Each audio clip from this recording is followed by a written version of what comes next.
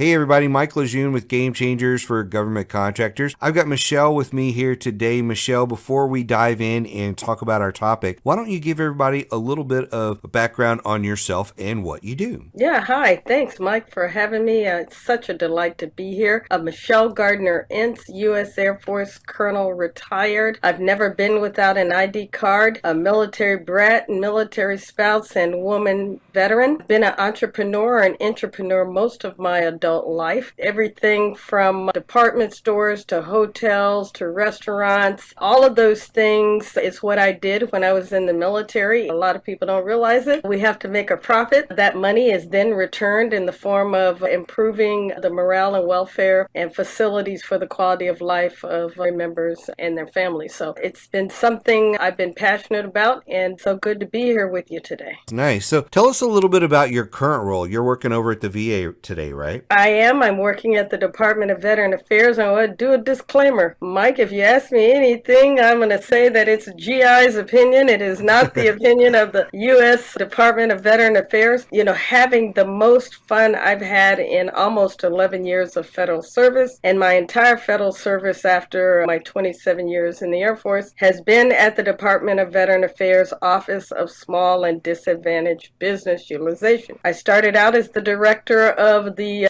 CVE, Center for Verification and Evaluation, almost 11 years ago, and now I am the director of the Women Veteran-Owned Small Business Initiative, where we seek to increase the representation and utilization of women veterans in the federal and commercial marketplace. You have a unique perspective to bring today. And normally, we're talking about contractors and approaching the government and our perspective. Today, we get to talk about your perspective as somebody who's worked in government and what you've seen with small businesses. I'm sure you've seen hundreds, if not thousands of small, but maybe tens of thousands of small businesses come through your office for help and support. And so it's just going to be nice to have your perspective on what you've seen, some of the do's and don'ts and things like that. But before we get into that, tell us a little bit about where your passion for small business comes from. My passion for small business comes from the fact that after I retired, I was in business for myself for a couple of years doing B2B work. And I will tell you, despite having run $1 billion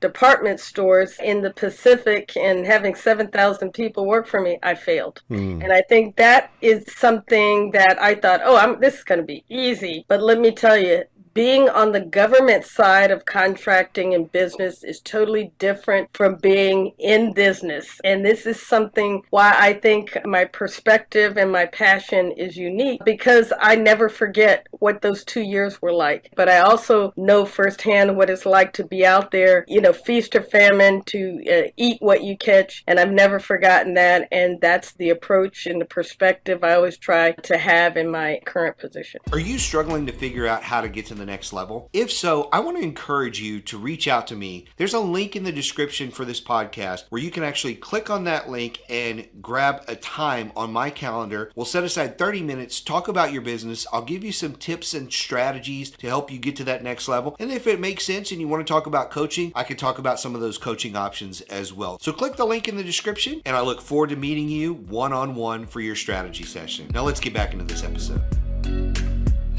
I think a lot of people who are passionate about this stuff have failed. When I first got into business, one of the things that really got me, upset the most was when I was struggling, there was no one to turn to. Absolutely. So when I was like, what do I do? I don't know what to do. I'm 25 years old. No one in my family's ever run a business before. I don't have anybody in my social network. I have no one to ask. And so you start going through this mental Rolodex of, do you call the people in your church, your pastor, your whoever, because they're supposed to be there for support. And so for me, that was why I'm passionate about not letting people learn those hard lessons, why I'm constantly trying to communicate not just GovCon best practices, but business best practices, because those business best practices are the ones that'll save your butt. And I want to add to that, Mike. By the way, thanks for all that you all do. Just amazing value you provide to the small business community. But I also think that as a small business, and I've seen this more often than I care to, is you must ask people the right questions,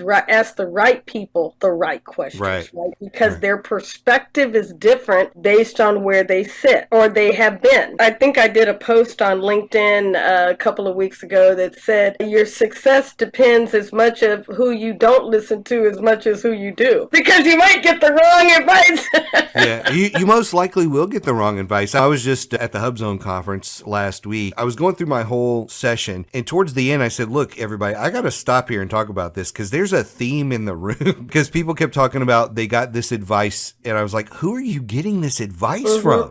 And it's, oh, my friend that's not even in government contracting. Like, well, then why are you listening to them? Exactly. Or somebody who's not where you want to be. They're a smaller company, but they're a really good friend of yours. There's some value in that. But at the end of the day, when you are asking for advice from people who are never going to be where you want to go, aren't even in your business and things like that, you're likely to get some really bad advice. You're right. I think it's almost more important of who you don't listen to than who you listen to sometimes. It's just wild. So for you, with your unique relationship and what you have seen, I think that's a good segue into you have been on that other side with the government. I bet I could tell you like the 5 common mistakes you hear all the time, because I get these emails every single week and there's a theme. There's about 5 or 6 questions that I get asked, and it's like they're asking the wrong question because they're brand new to the business and someone told them to go ask this question. And so I say, hey, that's a good question, but let's back up. Let's back up like 10 steps or whatever it may be. Let's start this over again. We're jumping the gun. And so from your perspective, what do you feel is like, let's maybe start with the mistakes. What are a couple of the mistakes that you see that are really common when small business approaches, say, the VA and asks for help getting to know the agency? One,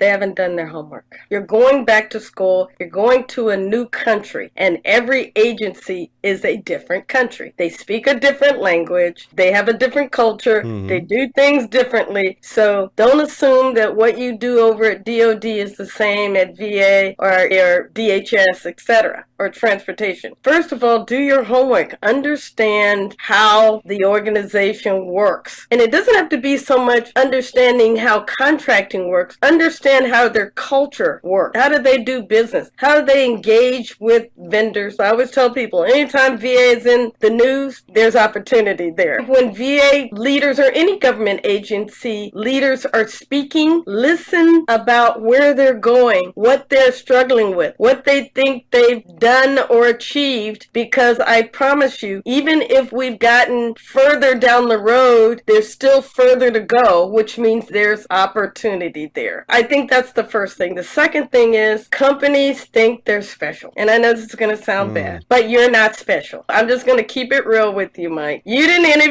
invent anything new that's under the sun. Unless you're Elon Musk, Steve Jobs, somebody like that, you didn't invent it. What you're bringing, your product or service, is not new nor unique. What is unique is you and how you serve or bring that product or service to that agency. So you think you're going to walk in on the first meeting, you're going to wow this government agency, and they're going to say, where have you been all my life? I'm giving you a contract. Ain't happening. I'm just telling you. And if it does happen, I can guarantee you there's some invisible background relationship work that you don't see that happened. It just doesn't work that way. Yeah, it doesn't. It doesn't. So I would say that's the second thing. And then the last thing is they talk too much. When you've done your homework, you understand how agency works, and you're ready to go in, that's 15 to 30 minutes of you not to sell yourself because nobody's buying. That's your opportunity to ask those right questions that give you better insight, that help build the relationship of trust. So when you're talking to Ozdebu, they are door openers. They are enablers. They're not the people to pitch to. They're the people to build relationship with, because I know people who do have contracts. And I can open that door. So first of all, I need to be confident that when I open that door for you, that you will perform, because the worst thing that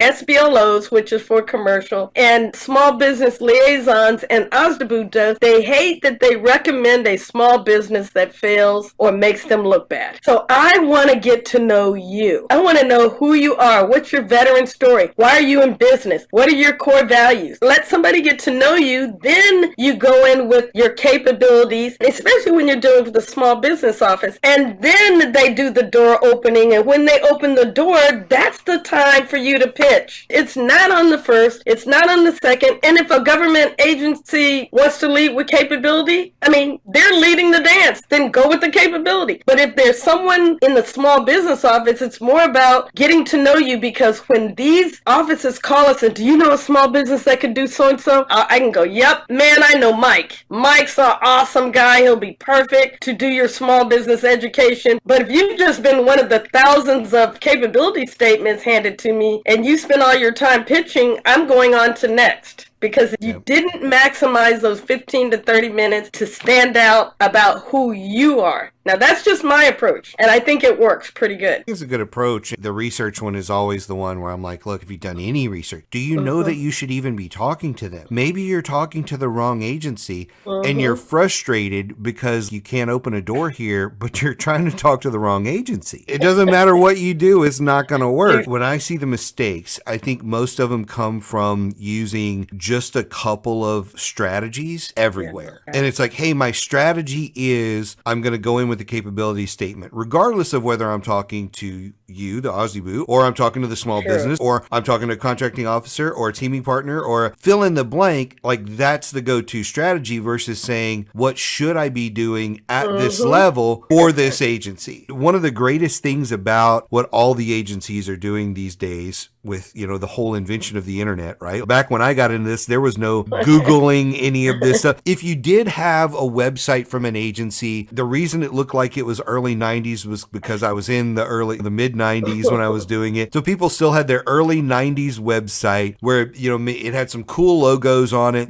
maybe some of those weird little GIFs, you know, that did little dancing jigs or whatever, you know, they did. Maybe an email address, maybe, but like that was it. There weren't a lot of information on the websites. And today you go to VA's website or anybody else's, or even like Fort Hood has a good one. If you Google Fort Hood small business office, it'll bring you to these web pages where it says how to do business with Fort Hood. So it's not even just the Army. It goes to this other level where these bases have a guide, and you can open up a PowerPoint presentation. It'll say, if you're learning to do business with the government and this is your first step, here's how you do it. And here's how we do it here at Fort Hood. And here's contact people. And there's all these different things. So you can go, oh, this is how they'd like me to approach them. There's so many different options now when you go and look at how they do business, not just the government as a whole, but how the particular organization you're trying to get into, how it does business. With that is names, email addresses, phone numbers. Just sat through a panel discussion with, let's see, DOT was there, DOE was there. There were 2 other departments there. There were 4 on there.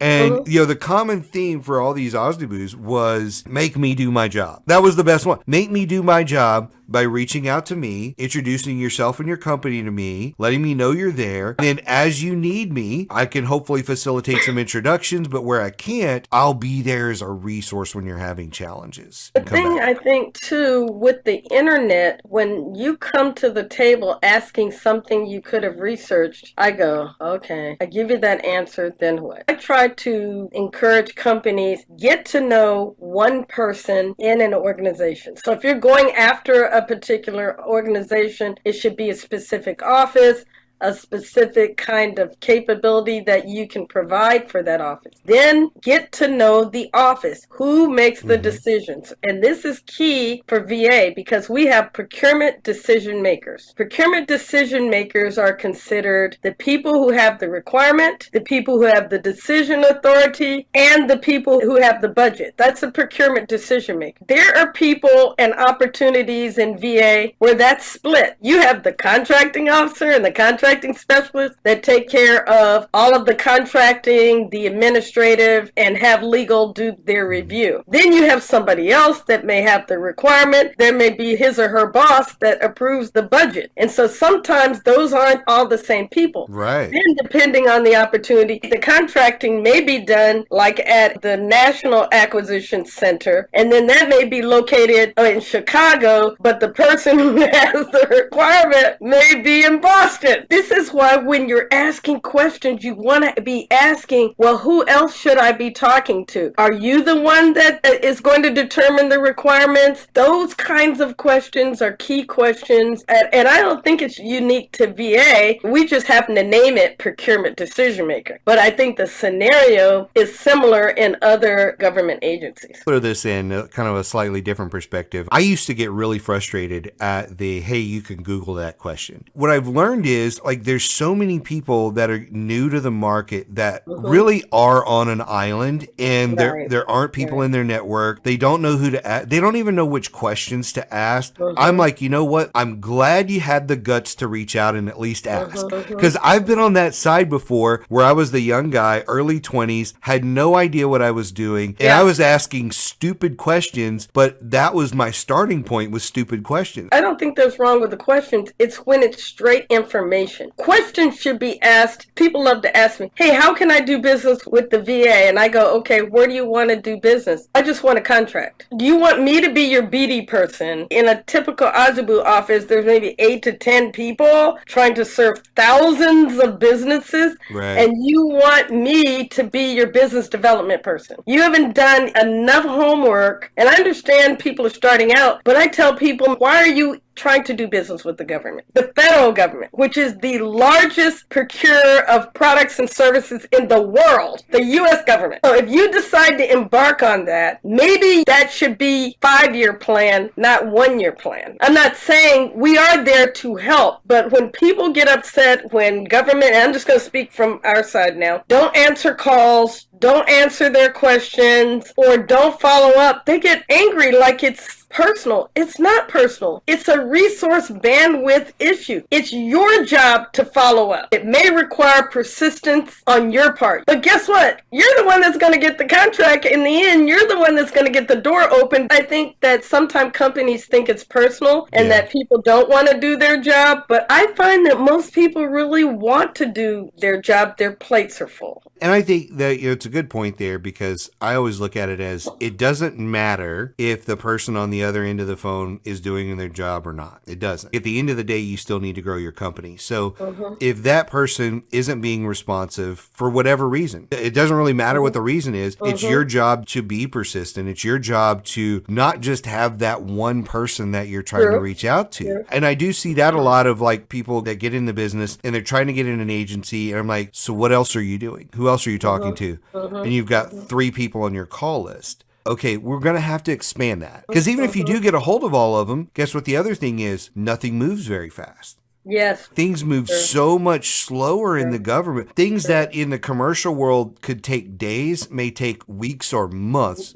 And likely months in the government, just because the speed at which it works. People don't always grasp that when they get into this, and they have, like, again, half a dozen maybe people on their call list that they're trying to reach, and it's like, nope, you're gonna have to expand that significantly, because if you want to get in there, it could be any one of 50 people that you have to talk to, and that's just that one agency, and then you get into another one. As we're kind of running out of time here a little bit, I want to at least leave with, on the positive note, if this is you wanting to get in and build relationships with the government, what are 2, 3, 4 things that you would say these are the most critical? We talked about the mistakes, so I'm saying the opposite of this. So the mistakes earlier, where you don't do your research, so you got to do your research. That's one. But what are a couple of things that you would recommend? First of all, I would share my Uncle Sam model. And Sam starts S, solve a problem, A, address an issue, M, meet a need. And I don't care what certification you have, it's important that you're solving a problem, addressing an issue, or meeting a need. And you can do that for commercial, you can do that for a education institution, a a city or a state. The second thing I would say is stock people. So Nice. if you have an agency in office, every time they're speaking, you need to be there. Even if it's a Zoom meeting, ask questions in the chat that bring attention to you and your interest in what they're trying to do. If they're speaking at a conference, go there. Make a point to be seen and recognized and visible. The last thing I would say, I'm big on LinkedIn. Every Wednesday, 7 to 8:30, LinkedIn audio, equity and government contracting. It's like ask a question, come to the stage. We have a bunch of government and small business community thought leaders that answer your questions. We coach, we collaborate, and we connect while we're in there with others. That's a great opportunity. And if you don't have a LinkedIn, LinkedIn is where business is done. I will tell you that now when government is doing market research and looking up your company, they're looking at your website, they're looking at your LinkedIn business profile and your personal profile as a business owner. So it can be done. You can do it. It just takes work and focus. I appreciate all those, and I especially appreciate the LinkedIn one. I'm constantly telling people you've got to get here. All your buyers are here. Your teaming partners are here.